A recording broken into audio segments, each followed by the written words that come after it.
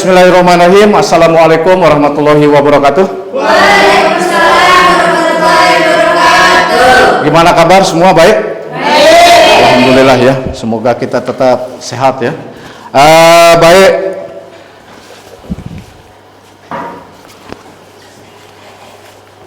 Jadi sebelum kita memulai pelajaran kita pada pagi hari ini anak-anak ya, seperti biasa, supaya apa yang kita pelajari ini ada manfaatnya untuk kita semua, mari kita sama-sama berdoa dalam hati.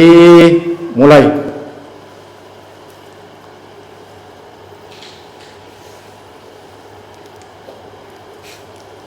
Selesai. Terima kasih ya. Baik, anak-anakku sekalian ya. Jadi untuk pagi hari ini kita akan mempelajari tentang materi kerajaan-kerajaan pada masa Hindu-Buddha di Indonesia ya. Jadi kemarin di pertemuan yang minggu kemarin kita sudah mempelajari tentang proses masuk dan berkembangnya agama dan kebudayaan Hindu-Buddha di Indonesia ya. Jadi setelah kalian tahu kemarin ada proses akulturasi ya. Jadi dari proses akulturasi itu ternyata nanti bermuncullah kerajaan-kerajaan tentunya yang bercorak Hindu dan Buddha di Indonesia. Jadi untuk tujuan kita mempelajari materi tentang kerajaan Hindu-Buddha ini anak-anakku sekalian ya. Jadi supaya nanti setelah kalian mempelajari materi ini tentunya nanti kalian akan memahami sejarah ya. Karena ini pelajaran sejarah, tentunya yang pertama itu kalian harus bisa memahami sejarah berdirinya dari kerajaan Hindu-Buddha yang ada di Indonesia. Kemudian tujuan yang kedua di sini adalah menjelaskan tentunya nanti kalian itu harus bisa menjelaskan gambaran kehidupan politik, ekonomi, sosial budaya, serta peninggalan-peninggalan apa yang masih bisa kita saksikan. Tentunya yang namanya peninggalan itu banyak ya, jadi kayak candi, prasasti, itu kan peninggalan dari kerajaan-kerajaan yang pernah berdiri di Indonesia ini. Kemudian tujuan yang ketiga, tentunya nanti ada kegiatan menganalisisnya anak-anak ya. Jadi yang kalian analisis itu tentang kerajaan Hindu-Buddha ini secara diakronis dan sinkronis tentunya. Itu ya untuk tujuan pembelajarannya, supaya kalian itu paham apa sih yang kita akan lakukan di kegiatan pembelajaran kita untuk pagi hari ini. Baik.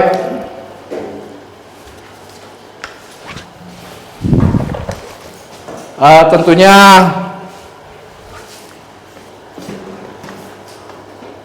dulu ya.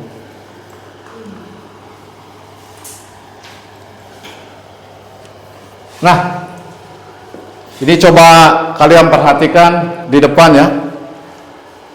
Ada yang tahu ini apa? Batu ya. Memang kalau kita lihat secara fisik memang batu. Ya mungkin di makam-makam sering kalian temukan ya yang modelnya seperti ini, apalagi di kawasan kita ya di Lombok Tengah ini. Model ini kan memang kalau dilihat sepintas kayak batu nisan ya. Jadi kira-kira di pelajaran waktu kalian di SMP dulu itu pernah nggak kalian ditunjukkan gambar ini? Nggak pernah ya? Baik. Jadi ini namanya prasasti anak-anak ya. Masih ingat nggak? Ada yang tahu prasasti itu apa? Nggak ada yang tahu ya?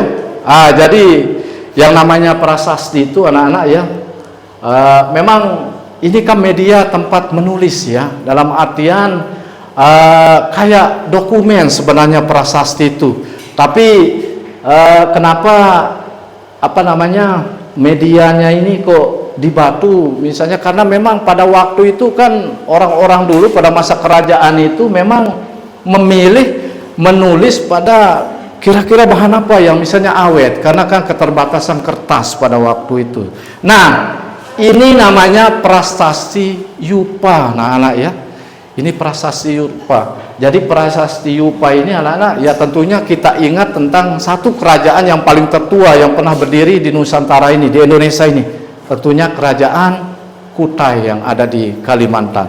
Nah, supaya kalian akan lebih dalam lagi Pak Guru akan tayangkan di sini untuk slide video tentang kerajaan-kerajaan yang bercorak Hindu-Buddha yang pernah berdiri di Indonesia ya. Silahkan disaksikan dulu.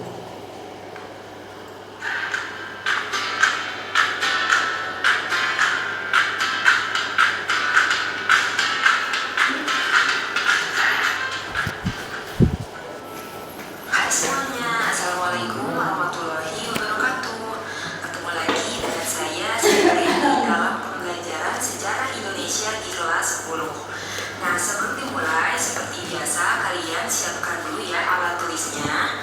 Kemudian kalian silahkan untuk berdoa menurut agama dan kepercayaannya masing-masing. Nah, sekarang kita mulai yuk belajarnya. Di dalam pembahasan Indonesia pada masa Hindu-Buddha, sesuai yang sudah disampaikan juga pada video sebelumnya, bahwa ada dua pokok bahasan, yaitu tentang proses kedatangan Hindu-Buddha ke Indonesianya dan apa saja kerajaan-kerajaan Hindu-Buddha yang ada di Indonesia. Nah, hari ini kita akan masuk kepada pembahasan yang kedua, yaitu tentang kerajaan Hindu-Buddha di Indonesia atau di Nusantara. Nah, ini dia, kalian bisa lihat, ini adalah kerajaan Bisa diperhatikan ya. yang ada di Indonesia. Kita akan pelajari mulai dari kerajaan Kutai sampai dengan kerajaan Majapahit. Nah, tapi untuk video kali ini kita akan membahas 4 kerajaan terlebih dahulu, karena untuk pembahasan kerajaan Hindu-Buddha ini kita akan bagi ke dalam 2 video ya. Nah, untuk sekarang kita akan pelajari tentang kerajaan Kutai, kerajaan Tarumanegara, kerajaan Kalinga, dan kerajaan Sriwijaya. Yang pertama adalah kerajaan Kutai ya. Nah, kerajaan Kutai ini perlu kalian ketahui bahwa kerajaan Kutai itu terbagi ke dalam 2, yaitu kerajaan Kutai Martadipura yang beragama Hindu, lalu Kutai Kartanegara yang beragama Islam. Nah, sekarang coba kalian perhatikan ya video ini di tampilan video kalian ini ada peta ya. Nah, peta ini adalah peta atau lokasi dari kerajaan Kutai yang diperkirakan terletak di tepi Sungai Mahakam yang ada di Kalimantan Timur. Nah, pada masa kejayaannya kerajaan Kutai ini memiliki wilayah kekuasaan yang cukup luas, yaitu mencakup hampir seluruh wilayah Kalimantan Timur. Raja pertama sekaligus pendiri dari kerajaan Kutai itu bernama Kudungga. Nah, setelah pengaruh Hindu masuk di Indonesia, Kudungga ini mendeklarasikan dirinya sebagai seorang raja. Selain itu, Kudungga menetapkan pergantian kekuasaan di Kutai harus dilakukan secara turun-temurun, sebagaimana sistem kerajaan. Nah, silsilah raja-raja Kutai dapat diketahui berdasarkan temuan Yupa, karena Yupa ini merupakan salah satu peninggalan dari kerajaan Kutai. Nah, setelah Kudungga wafat, ia digantikan oleh putranya yang bernama Aswawarman. Berdasarkan sumber-sumber sejarah, kerajaan Kutai ini merupakan kerajaan bercorak Hindu tertua di Indonesia. Nah, kerajaan Kutai ini mencapai puncak kejayaan pada saat Mulawarman menjadi raja. Nah, Mulawarman ini merupakan penganut Hindu yang taat. Bahkan pada saat itu ia pernah mengadakan kurban sebanyak 20 ekor lembu untuk para brahmana. Mayoritas masyarakat di kerajaan Kutai ini menganut agama Hindu Siwa. Yang selanjutnya yaitu yang kedua, kerajaan Tarumanegara. Kerajaan ini ada sejak abad ke-4 sampai dengan abad ke-7 Masehi. Kemudian Purnawarman adalah raja terkenal dari Tarumanegara. Nah, perlu kalian ketahui bahwa setelah kerajaan Kutai berkembang di Kalimantan Timur, di Jawa bagian barat juga muncul kerajaan Tarumanegara. Nah, kerajaan ini terletak tidak jauh dari pantai utara Jawa bagian barat. Kalian bisa lihat ya di peta yang ada di video ini. Nah, berdasarkan prasasti-prasasti yang ditemukan, letak pusat kerajaan Tarumanegara itu diperkirakan berada di antara Sungai Citarum dan Sungai Cisadane. Kalau mengingat namanya Tarumanegara dan kata Taruma ini mungkin berkaitan dengan kata tarum yang artinya nilai. Nah, kata tarum ini dipakai sebagai nama sebuah sungai di Jawa Barat, Citarum. Nah, kerajaan Tarumanegara ini didirikan oleh Raja Dirajaguru Jaya Singawarman pada 358 Masehi. Jaya Singawarman ini memerintah Tarumanegara hingga 382 Masehi. Kerajaan Tarumanegara kemudian mulai mengalami kemunduran, yaitu pada saat sepeninggal dari Raja Purnawarman, yaitu pada saat pemerintahannya atau kerajaannya itu dipegang oleh Tarusbawa. Nah, kemudian perekonomian kerajaan Tarumanegara ini bertumbuh pada sektor pertanian dan peternakan. Pada saat pemerintahan Raja Purnawarman, sektor pertanian ini mengalami perkembangan pesat.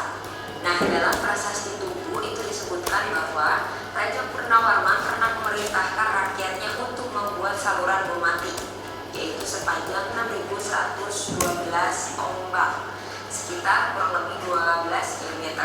Nah, pekerjaan tersebut selesai dalam waktu 21 hari. Nah, pembangunan saluran pematik ini memiliki arti ekonomis bagi rakyat Tarumanegara. Saluran pematik ini berfungsi sebagai sarana pengairan dan pencegahan banjir serta sarana lalu lintas pelayaran antar daerah. Nah, selanjutnya coba kalian perhatikan gambar prasasti yang ada di bawah ini. Nah, gambar tersebut salah satunya yaitu ada prasasti Ciaunteun, salah satu peninggalan kerajaan Tarumanegara. Nah, selain itu pun masih ada prasasti lain seperti prasasti Tugu, prasasti kebun kopi, prasasti Muara Janten, Jambu, prasasti Jambu, kemudian prasasti Cidahiang dan prasasti Pasirawi. Nah, di dalam salah satu prasasti yaitu prasasti Ciaunteun terdapat jejak telapak kaki Raja Purnawarman yang melambangkan penjelmaan sebagai Dewa Wisnu. Nah, berdasarkan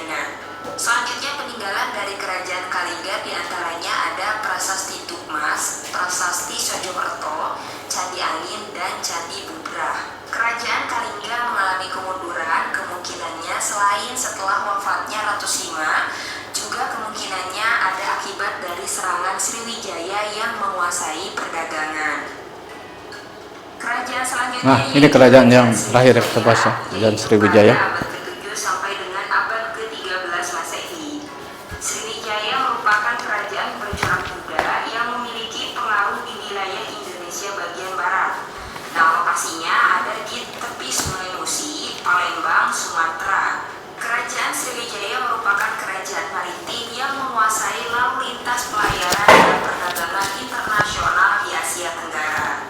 Pada masa kejayaannya, Sriwijaya berhasil menguasai Selat Malaka, Tanah Genting Kera, dan Selat Sunda yang menjadi urat nadi perdagangan di Asia Tenggara. Pendiri dari kerajaan Sriwijaya yaitu Dapuntahiang Srijaya Nasa. Kemudian, raja terkenalnya yaitu bernama Raja Balaputradewa. Nah, Balaputradewa ini adalah keturunan dari dinasti Syailendra, yakni putra dari Raja Sumaratungga dengan Dewi Tara dari Sriwijaya. Hal tersebut diterangkan dalam Prasasti Nalanda bahwa Balaputradewa adalah seorang raja yang besar di Sriwijaya. Selanjutnya, kerajaan Sriwijaya berkembang menjadi pusat pengajaran agama Buddha terbesar di Asia Tenggara. Agama Buddha yang berkembang di Sriwijaya adalah aliran Mahayana. Lalu, peninggalan dari kerajaan Sriwijaya diantaranya ada prasasti Tukan Bukit, Talang Tua, Telaga Batu, Kota Kapur, dan Karangbrahi. Kemudian ada juga bangunan candi yaitu Candi Muara Takus dan Wihara Nagipatana. Kerajaan Sriwijaya akhirnya mengalami kemunduran karena beberapa hal, yaitu antara lain keadaan sekitar Sriwijaya berubah, tidak lagi dekat dengan pantai. Hal ini disebabkan aliran Sungai Musi banyak membawa lumpur. Akibatnya, Sriwijaya tidak baik untuk perdagangan. Selain itu pun banyak daerah kekuasaan Sriwijaya yang melepaskan diri. Hal ini disebabkan terutama karena melemahnya Angkatan Laut Sriwijaya, sehingga pengawasan semakin sulit. Kemudian dari segi politik, beberapa kali Sriwijaya mendapat serangan dari kerajaan-kerajaan lain. Contohnya yaitu dari kerajaan Chola. Nah, itu dia penjelasan mengenai kerajaan-kerajaan Hindu-Buddha di Indonesia. Tadi kita sudah mempelajari 4 kerajaan, yaitu Kerajaan Kutai, Kerajaan Tarumanegara, Kerajaan Kalingga, dan Kerajaan Sriwijaya. Nah, video berikutnya kita akan membahas lanjutan masih dari materi. Baik, terima kasih ya. Jadi itu tadi penyajian dari materi tentang kerajaan-kerajaan Hindu-Buddha yang pernah ada di Indonesia ya. Jadi yang di video tadi itu kan kalian sudah melihat 4 kerajaan ya. Ada kerajaan Kutai, kemudian kerajaan Tarumanegara, kemudian kerajaan Kalingga atau kerajaan Holling, dan yang terakhir tadi kerajaan Sriwijaya ya. Jadi sebenarnya ada pembagiannya anak-anak. Jadi kalau kita berbicara masalah kerajaan Hindu-Buddha itu banyak sebenarnya, tapi untuk materi yang sekarang kita pelajari 4 kerajaan dulu. Baik anak-anakku sekalian ya. Jadi untuk mempelajari materi tentang kerajaan Hindu-Buddha di Indonesia ini, kita memakai model pembelajaran PBL ya. Jadi yang namanya PBL itu tentunya sama seperti kegiatan-kegiatan kita minggu yang lalu. Jadi model pembelajaran yang tentunya nanti akan berbasis masalah. Nah, masalah apa yang nanti Pak Guru akan kasih sama kalian ya. Jadi perlu diingat, tentunya nanti ada penyajian masalah yang Pak Guru akan kasih ya. Tentunya nanti Pak Guru akan bagi kelompoknya. Kemudian setelah itu baru nanti terkait itu nanti bagaimana kalian itu bisa menggali informasi dari masalah yang Pak Guru akan berikan itu ya. Kemudian tentunya disusun untuk hasil dari pencarian informasi yang tadi berdasarkan tugasnya masing-masing kelompok, kemudian presentasi kelompok, baru refleksi ya. Jadi itu yang terakhir. Baik, jadi di sini Pak Guru sudah bagi kelompoknya menjadi 4 kelompok. Jadi kelompok pertama ini mendapat materi kerajaan Kutai ya. Jadi nanti untuk ketuanya Restu, kemudian Nia, yang kemudian Salwan ya. Yang kelompok 2 ketuanya Periska, kemudian yang kedua anggotanya Nurul, 3 Revalina Ramadhani ya. Kelompok 3 ketua kelompoknya Yuliana Samira. Kemudian anggotanya Indra sama Lukman ya. Nah, kelompok 4 di sini untuk ketua kelompoknya Anggun, untuk anggota kelompoknya Syafi'i sama Banda. Ini lemah sekali ini. Ngantuk ya? Nah, enggak usah ngantuk, semangat ya. Baik, kita berikan dulu ya. SMKN 2 Pujut. Bisa. Yes. Lagi sekali biar tidak ngantuk. SMKN 2 Pujut. Bisa. Yes. Terima kasih. Baik, silakan sekarang kalian atur saja sesuai kelompoknya. Kelompok 1 Restu, silakan diatur tempat duduknya ya. Restu sama Nia, Salwan, silakan Wan gabung sama Restu.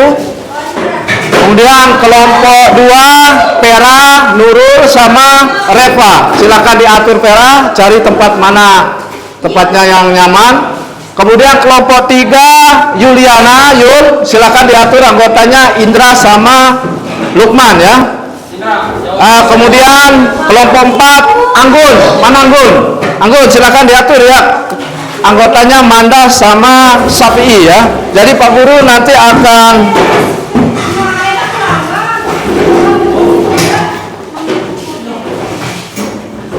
silakan diatur. Nah, itu tinggal diputar saja bangkunya. Manda balik saja, nak sana. Nah, oke. Gimana bisa nggak balik bangkunya ke sana? Baik. Jadi Pak Guru akan bagi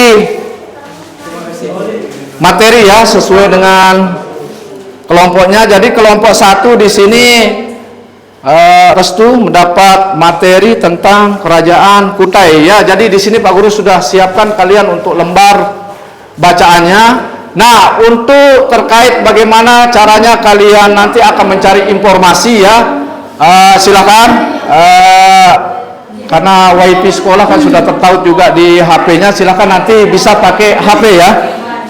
Ini untuk mencari informasi. Ini untuk anunya ya. Kelompok 2 Pera mendapat materi tentang kerajaan Tarumanegara. Ini untuk lembar bacanya. Kemudian kelompok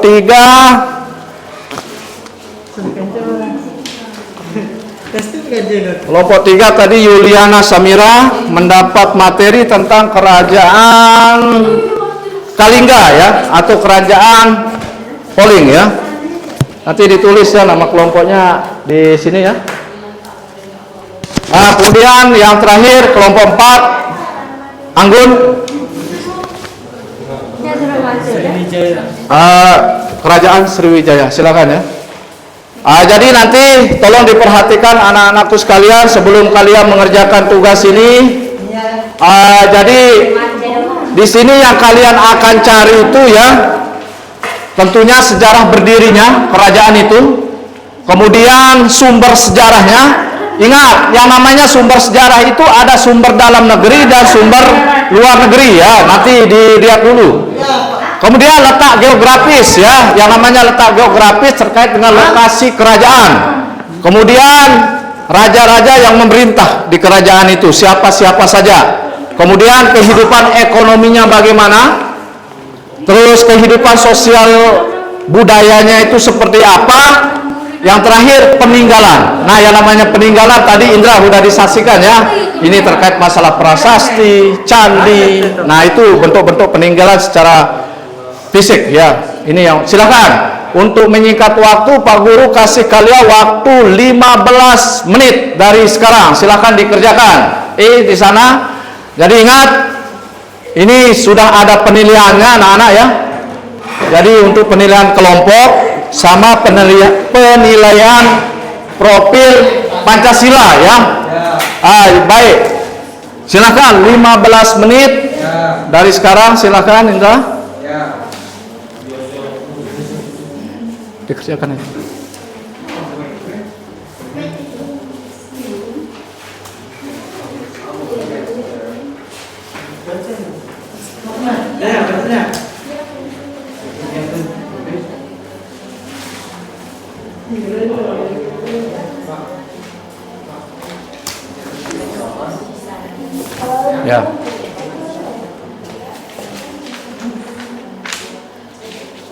Ini kan lembar bacaannya.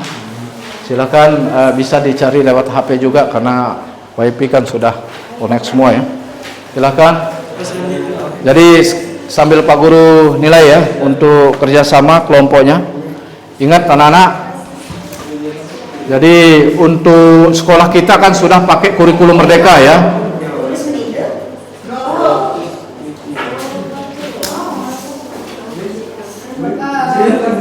Ya, ada kesulitan?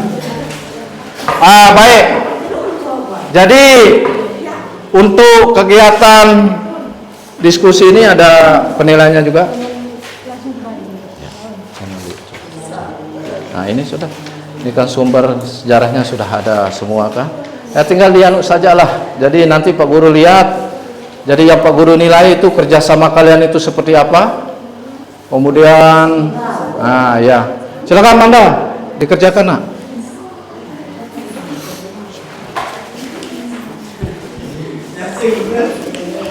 Baik ya. Jadi untuk penilaian profil Pancasila ini ada dua yang Pak Guru ambil ya. Yang pertama itu gotong royong.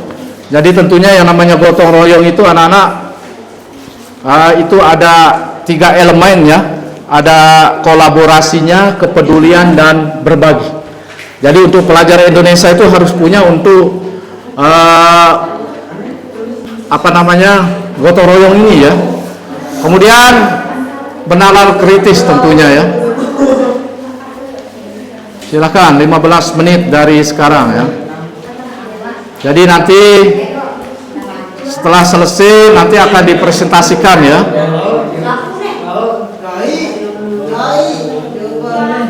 Jadi untuk bernalar kritis ini di penilaian profil Pancasila Pak Guru mau lihat itu sejauh mana kalian itu bisa mengolah informasi dari bahan bacaan yang Pak Guru sudah kasih, kemudian dari kalian mencari di tentunya browsing lewat internet ya terkait dari materi-materi kerajaan yang Pak Guru bagi dari masing-masing kelompok.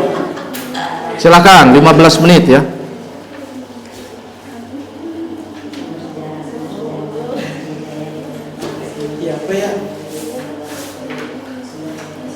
Nah, yang kalian cari nanti itu sejarah berdirinya, sumber sejarah, letak geografisnya, jadi kehidupan ekonominya, raja-raja yang pernah memerintah di kerajaan itu siapa saja, kehidupan sosial budaya masyarakatnya seperti apa, kemudian tentunya nanti terakhir peninggalannya itu, apa saja yang ditinggalkan kerajaan-kerajaan itu ya. Kayak tadi yang Pak Guru tampilkan ya, ada prasasti ya. Silakan dikerjakan ya. Ada yang sulit kelompok 1?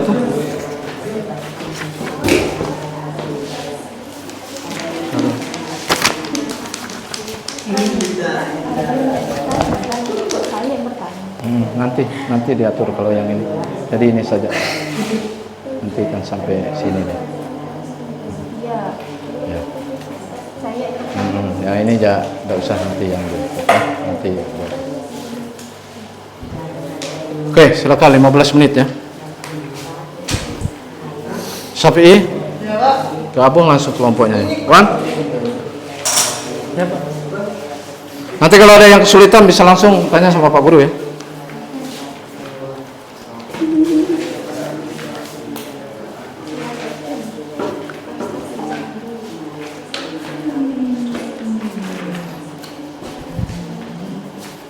Jadi untuk bahan bacaan itu silahkan kalian cari ya. Tentunya nanti kalau tidak ada di sana ya browsing saja, caranya di internet itu banyak. Tinggal sekarang Pak Guru mau lihat itu sejauh mana kerjasama kalian di kelompok ini ya. Kepeduliannya seperti apa. Jadi ingat anak-anak ya, yang namanya kerajaan Hindu-Buddha di Indonesia ini kita bagi ya. Jadi yang pertemuan sekarang ini 4 kerajaan dulu, yang besoknya tentunya 4 kerajaan lagi ya. Supaya tentunya kegiatan kita itu tetap pakai model pembelajaran PBL ya.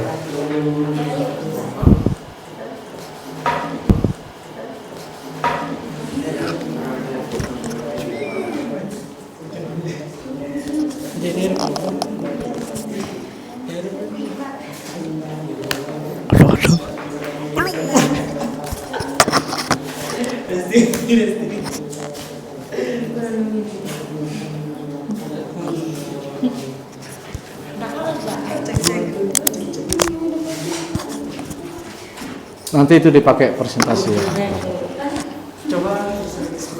Karena tidak sesuai. Silakan, dikerjakan 15 menit dari sekarang. Kenapa Indra, ada yang sulit? Silahkan, bisa. Kan Pak Guru sudah siapkan untuk LKPD-nya ya. Cek. Untuk lembar bacaannya sudah ada. Cek cek. Pengetesan. Ini belet. Belet coba.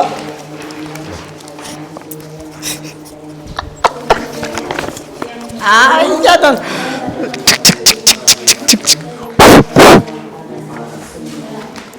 Rena aja bisa lagi. Merekak nih bawa nanti. Tes dulu. Lo.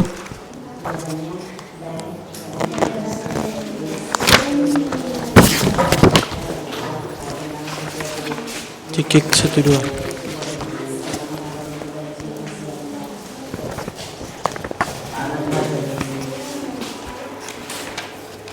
Hadap sini. Yang hadap sini, bangku masih. Geser sini. Nah, sip, mantap. Ayo Bapak ya. Oke. Mana ada kesulitan nggak? Nggak ada? Nggak ada ya?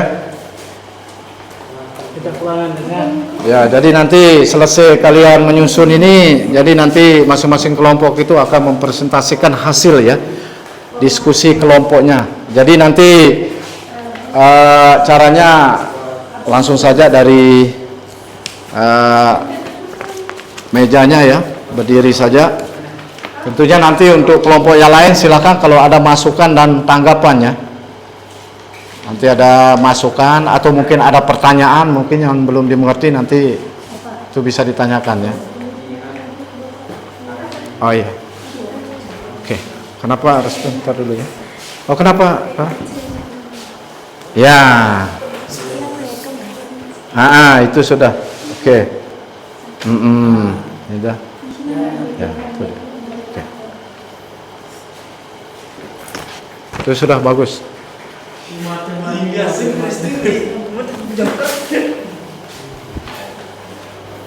Gimana? Nggak ada kesulitan ya?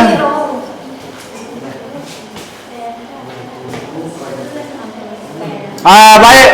Kalau memang sudah semua ya, jadi seperti penjelasan Pak Guru yang tadi, jadi masing-masing kelompok ini nanti mempresentasikan hasil ya.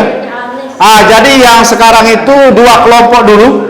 Tentunya nanti Kerajaan Kutai sama kerajaan apa yang kedua tadi? Tarumanegara ya. Jadi nanti kelompok yang lain silahkan menyimak ya. Jadi untuk teknis presentasinya, jadi nanti yang akan mempresentasikan dibagi saja tugasnya ya untuk kelompoknya ya, mana yang jadi notulennya, mana yang jadi penyajinya. Kemudian tentunya nanti kalau ada masukan atau tanggapan atau pertanyaan dari kelompok lain, jadi nanti siap ya kelompok yang kelompok yang mempresentasikan itu untuk mencari jawabannya. Baik anak-anakku sekalian, kita mulai saja kalau begitu untuk presentasinya. Jadi yang pertama di sini kelompok 1 ya. Kelompoknya Restu ya. Kelompoknya Restu mendapat materi tentang Kerajaan Kutai ya. Baik.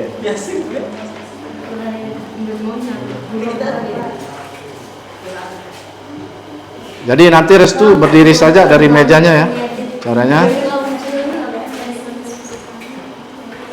Baik, jadi ketika kita melakukan presentasi itu kan kita harus memulainya dulu Vera ya, dengan tentunya salam pembuka dulu ya. Ingat, jadi nanti yang kalian kerjakan itu di sana harus ada kesimpulan dari apa yang kalian bahas tadi itu ya tentang kerajaan Kutai itu. Baik, silakan kelompok 1 Restu bisa langsung berdiri saja. Restu membacakan untuk Bacakan ini. hasil presentasi. Pak bagaimana termaju? Ya. Yang ini di yang mana hasilmu yang tadi? Nah, ini yang dibaca sampai sini ya. Oke. Berdiri setelah apa? Ya. Silakan dibuka saja Restu. Baik, silakan tolong diperhatikan kelompok yang lain ya.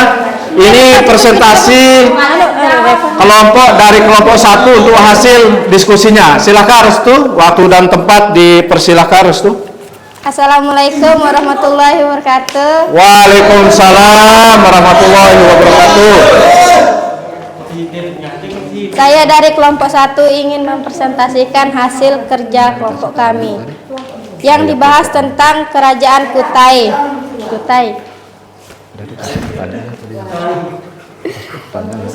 Satu, sejarah berdirinya.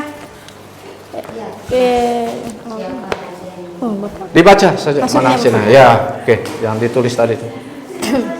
Sejarah berdirinya Kutai. Kerajaan Kutai pertama ini bernama Kerajaan Kutai Martadipura. Awal berdirinya dipimpin oleh Silakan diperhatikan saja. Kudungga, bergelar Anumerta Dewa Warman.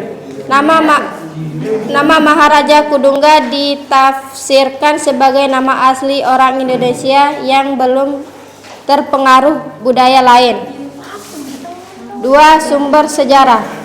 Keberdayaan Kerajaan Kutai diketahui berdasarkan sumber berita yang ditemukan, yaitu berupa prasasti yang berbentuk yupa atau tiang. Batu berjumlah 7 buah. Prasasti yupa ini berangka tahun 475 Masehi. Masehi dibaca Masehi. Atau abad 5 ya Bapak. Ya. Dapat dikatakan merupakan prasasti tertua di antara prasasti-prasasti yang ditemukan di Indonesia, sehingga sering dijadikan sebagai acuan awal masuknya bangsa Indonesia ke dalam zaman sejarah. Prasasti ini menggunakan huruf Palawa dan bahasa Sanskerta. Ya. 3. Letak geografis atau lokasi kerajaan. Letak kerajaan Kutai diperkiraan berada di daerah Muara Kaman di tepi Sungai Mahakam. Sungai Mahakam. Kalimantan Timur. Sungai tersebut adalah sungai yang cukup besar dan memiliki beberapa anak sungai. Lokasi pertemuan antar Sungai Mahakam dengan anak sungainya diperkirakan adalah letak Muara Kaman. Di masa lampau, Sungai Mahakam dapat dilayari dari pantai hingga masuk ke Muara Kaman, sehingga sangat strategis untuk menjadi jalur perdagangan. 4. Raja-raja yang memerintah. Kejayaan.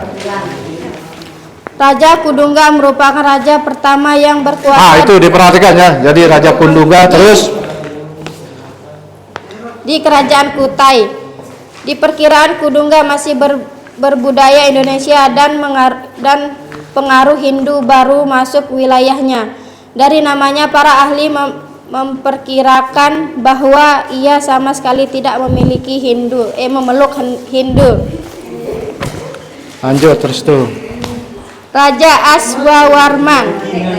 Jika pada masa Kudungga belum menganut Hindu, maka barulah pada masa putranya atau kemungkinan menantunya yang bernama Aswawarman yang menjadi seorang Hindu. Raja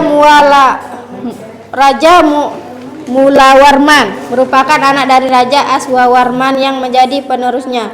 Raja Mulawarman adalah raja terbesar dari Kerajaan Kutai dan banyak disebut dalam prasasti Kutai karena besar kemungkinan prasasti Kutai dibuat pada masa pemerintahnya.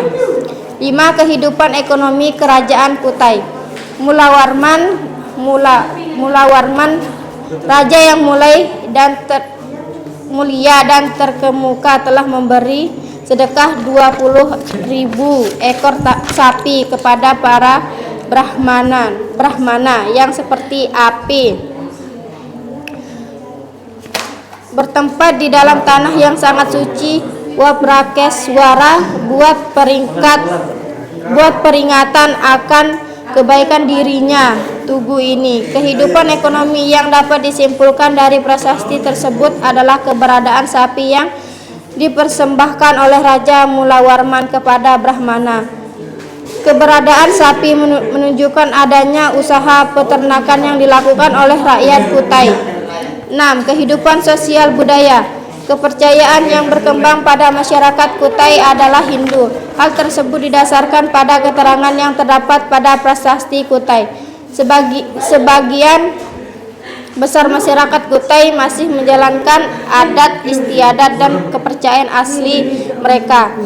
Jadi walaupun Hindu telah menjadi agama resmi kerajaan, masih terdapat kebebasan bagi masyarakatnya untuk menjalankan kepercayaan aslinya.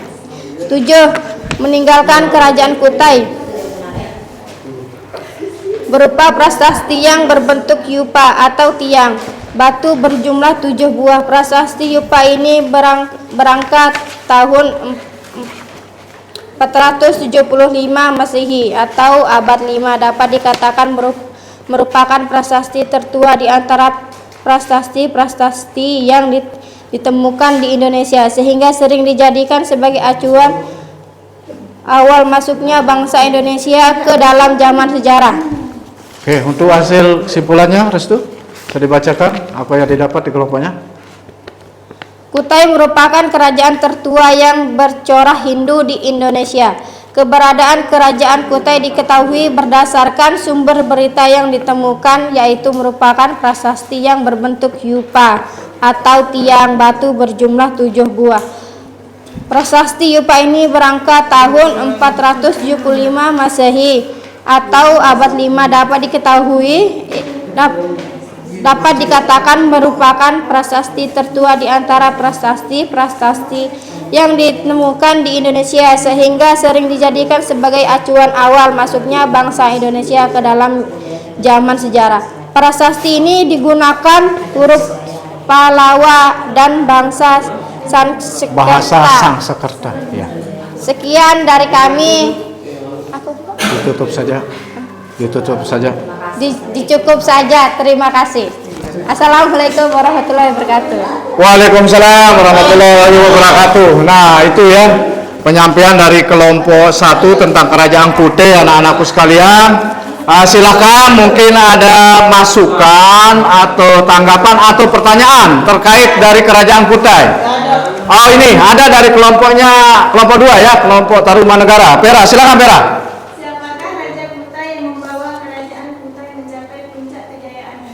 Silakan kelompok 1 ya, dijawab. Siapakah Raja Kutai yang membawa kerajaan Kutai itu mencapai puncak kejayaannya? Baik, silakan kelompok 1 ya. Pertanyaan dari kelompok 2, silakan.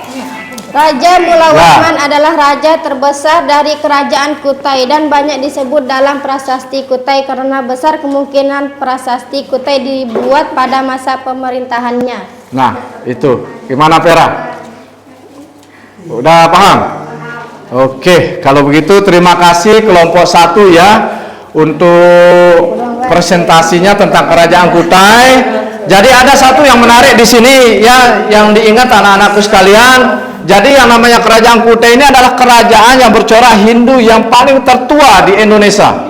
Jadi tadi yang Pak Guru tampilkan di depan itu ada prasasti yupa yang berbentuk tugu batu ya, yang berjumlah 7 buah prasasti. Jadi itu yang dijadikan dasar oleh para peneliti atau sejarawan bahwa setelah ditemukan 7 prasasti itu, Indonesia ini memasuki zaman sejarah. Jadi ingat pelajaran kita yang semester lalu, jadi zaman sejarah itu adalah zaman di mana manusia itu sudah mengenal tulisan ya. Jadi itu dia. Jadi supaya bisa dibedakan. Baik, terima kasih kelompok 1 Restu ya. Tetap semangat ya. Oke, SMKN 2 Pujut. Bisa. Yes. Oke, baik, kita lanjut anak-anakku sekalian ke kelompok 2, Kerajaan Tarumanegara. Silakan, siapa yang mempresentasikan? Oh, ini langsung ketua kelompoknya, Pera Periska. Silakan Pera, waktu dan tempat disilakan. Bapak, aku bikin ketua. Saya dari kelompok 2 akan mempresentasikan hasil diskusi kami. Silakan kelompok yang lain diperhatikan ya. Kerajaan Tarumanegara. Tarumanegara didirikan oleh Raja Diraja Guru Jayasingha Warman pada tahun 358. Raja Diraja Guru Jayasingha Warman merupakan seorang maharesi atau pendeta dari Salantayana di India. Dia mengungsi ke Nusantara karena kerajaan tempat asalnya ditaklukkan Kerajaan Magadha. Dalam naskah itu dikatakan pada abad keempat Masehi Nusantara didatangi oleh sejumlah pengungsi dari India yang mencari perlindungan akibat terjadi peperangan besar di sana. 2. Sumber sejarah Kerajaan Tarumanegara. Keterangan tentang Kerajaan Tarumanegara didapat dari beberapa sumber baik dari dalam maupun luar negeri, diantaranya Prasasti Ciaretun, Prasasti Jambu, Prasasti Pasir Awi, Prasasti Kebun Kopi, Prasasti Muara Ciaten, Prasasti Tugu, dan Prasasti Lebak. Sumber luar negeri. Sejarah Kerajaan Tarumanegara ternyata juga didapat dari berita musafir Cina yang bernama Fahien. Musafir yang datang di Jawa pada tahun 414 Masehi membuat catatan tentang adanya Kerajaan Tolomo atau Taruma. 3. Letak geografis atau lokasi Kerajaan Tarumanegara. Kerajaan Tarumanegara berada di Jawa Barat di tepi Sungai Cisadane yang saat ini merupakan wilayah Banten. Kerajaan Tarumanegara berpusat di Sundapura yang saat ini dikenal sebagai Bekasi. Wilayah kekuasaan Kerajaan Tarumanegara hampir meliputi seluruh wilayah Jawa Barat dan Banten. Bahkan Kerajaan Tarumanegara juga memiliki pengaruh besar pada kerajaan yang ada di Jawa Tengah dan Jawa Timur. Oke. Ayo lanjut kelompok 2. 4. Raja-raja yang memerintah. Raja Purnawarman, beliau adalah seorang raja yang agung dan gagah berani. Baginda seorang raja dunia dan menjadi panji sekalian raja. Nah, itu diperhatikan ya, terus. 5. Kehidupan ekonomi Kerajaan Tarumanegara. Kerajaan Tarumanegara sudah melakukan kegiatan berdagang. Barang yang diperdagangkan antara lain beras dan kayu jati. Kegiatan perekonomian masyarakatnya sudah berjalan teratur. 6. Kehidupan sosial budaya. Diperkirakan setidaknya ada 2 golongan dalam masyarakat. Pertama, golongan masyarakat yang berbudaya Hindu. Kelompok ini terbatas pada lingkungan keraton saja. Kedua, golongan masyarakat yang berbudaya asli yang meliputi bagian terbesar penduduk Tarumanegara. Meskipun demikian, mereka tetap rukun berdasarkan berita dari Fahisen bahwa pada awal abad 5 Masehi di Tarumanegara terdapat 3 agama, yaitu agama Buddha, Hindu, dan agama yang kotor. 7. Peninggalan Kerajaan Tarumanegara berupa 7 prasasti ditemukan di Indonesia, yaitu Prasasti Ciaretun, Prasasti Jambu, Prasasti Pasir Awi, Prasasti Kebun Kopi, Prasasti Muara Cianten, Prasasti Tugu, dan Prasasti Lebak. Lebak ya. Baik, terima kasih. Jadi untuk hasil kesimpulannya, Vera, untuk kelompok pembahasannya diskusi kelompok kami tentang Kerajaan Tarumanegara ini adalah kerajaan yang bercorak Hindu. Kerajaan Tarumanegara berada di Jawa Barat di tepi Sungai Cisadane yang saat ini merupakan wilayah Banten, dan raja yang terkenal adalah Raja Purnawarman yang agung dan gagah berani. Baik, terima kasih kelompok 2 ya, tepuk tangan ya untuk kelompok 2 anak-anakku. Baik, jadi ada beberapa hal yang menarik ini, tapi sebelumnya silakan mungkin ada tanggapan atau masukan dari kelompok lain terkait dari hasil presentasi dari kelompok 2 yang tadi yang membahas materi tentang Kerajaan Tarumanegara. Silakan, mungkin ada pertanyaan. Oke, ini ada dari kelompok 1. Silakan Restu. Apa yang menyebabkan Kerajaan Tarumanegara mengalami keruntuhan? Silakan kelompok 2 dijawab. Karena banyaknya wilayah kekuasaannya yang ingin memisahkan diri dari kekuasaan Tarumanagara karena perebutan kekuasaan. Baik, bagus sekali. Gimana Restu? Bagus. Ada masih kurang? Udah cukup? Udah cukup. Bagus, terima kasih ya. Baik, tepuk tangan untuk kelompok ini ya sekali lagi. Baik, anak-anakku sekalian ya. Jadi sebelum Pak Guru akhiri untuk pelajaran kita untuk ini karena udah waktu ya. Jadi ada beberapa yang menarik di sini yang Pak Guru sampaikan sedikit saja. Ini terkait dengan dua kerajaan yang tadi, yaitu kerajaan Kutai dan kerajaan Tarumanagara ya. Baik, perlu diingat. Jadi yang namanya kerajaan Kutai itu adalah kerajaan yang bercorak Hindu ya. Kerajaan yang bercorak Hindu yang merupakan kerajaan tertua yang berada di Indonesia ya. Jadi itu ada 7 prasasti yang pernah ditemukan di sana yang menggambarkan bagaimana kejayaan dari kerajaan Kutai pada waktu itu. Kemudian yang dari kerajaan Tarumanagara tadi disebutkan ada raja yang bernama Purnawarman ya.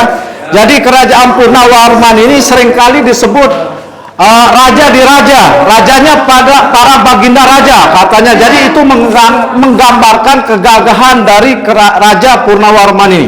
Ingat, Tarumanagara itu berada di Jawa Barat ya.